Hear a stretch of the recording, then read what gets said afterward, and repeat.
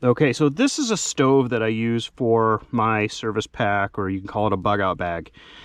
This is a homemade stove, and one of the problems with stoves is fuel. And oftentimes people don't like or shouldn't really store fuel in their packs for long periods of time. And you really don't ever see too many people in bug out bags storing camping and backpacking stoves, other than propane stoves, which are fine. But they're very limited, and when they run out, you're out of fuel. This type of stove here is very accessible. Fuel is very accessible because it's all over. You can use anything from sticks, grass, even cow pies, to get a fire started and cook water or cook something. So today we're going to talk a little bit about this stove. So again, as I said, it's my kind of an emergency stove, but it works effectively for any kind of, you could use them from backpacking or whatever, and they cost nothing to build. So it's basically a 1-quart paint can. You get a can of Progressive soup, and it basically just nests right inside here. You can get plans and see stuff on YouTube on this. Then basically you're just drilling out big holes on the bottom, small holes on top. And what's going to happen is the air in here is going to come in, and it's really going to burn a really hot, fast, nice, effective fire. So I have a write-up on how to use these stoves on the blog, actually. So if you want, you can read about it. But today we're going to demonstrate it. I'm going to see how long it takes to make a cup of hot cocoa. Okay, so to get it started, I already have a fire going, so I'm going to cheat a little bit. But I'm going to take my material, just sticks, leaves, and what have you. What we have in here.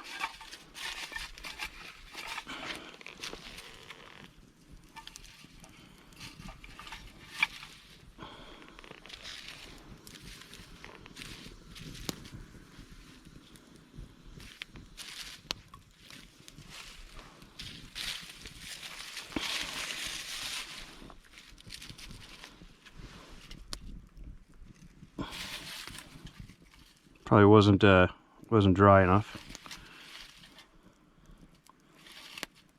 Oops, put it out.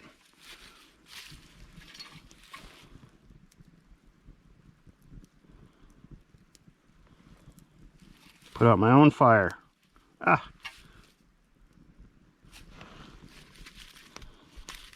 Let's get the source.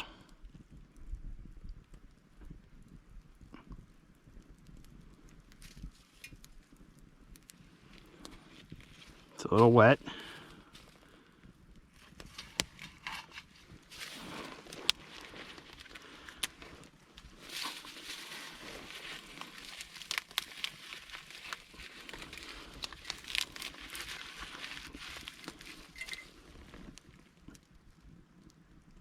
All right. Now that I got this guy going, all right, what I'm going to do is I'm going to get this thing going. We'll take a break with the video. And then I'm going to pick a tuna can that has holes on it and a big hole right here. I'm going to put that on top, and that's where I'll place my cup. And then that's where we'll boil the water. So in a moment, I'll be back. Okay, so in about 5 minutes time, give or take a couple minutes, basically have water that's about it's all fish-eyed, and more or less, depending on the temperature, about 110 degrees or so, it would be good to drink. You don't have to bring it to boiling. Boiling is just kind of that point of that makes it foolproof for people, essentially. But once you start seeing those fish eyes, it's pretty much good to go. This is actually clean water, and I'm just making hot cocoa. So, but if I was in a survival situation, I would feel comfortable with certainly drinking that water. So that is the biomass stove.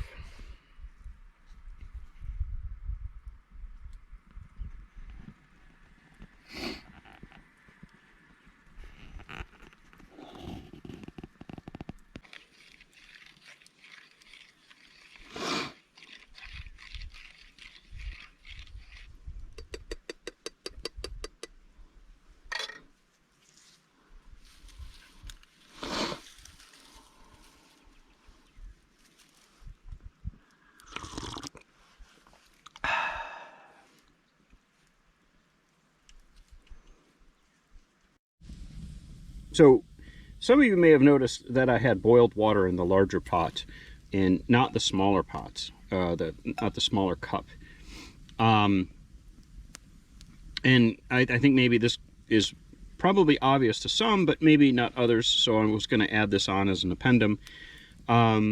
So I wanted to boil enough water to drink my hot cocoa, but also I needed to wash my dishes, or my pot, or the cup.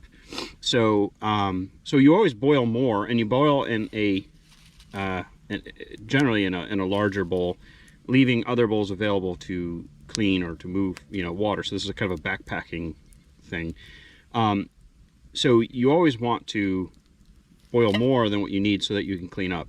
And then second, since these all kind of nest together, I don't want the soot off of this pot, if there's any on there like there is here, getting anything dirty. I don't have a stuff sack for this kit, so that helps kind of mitigate that.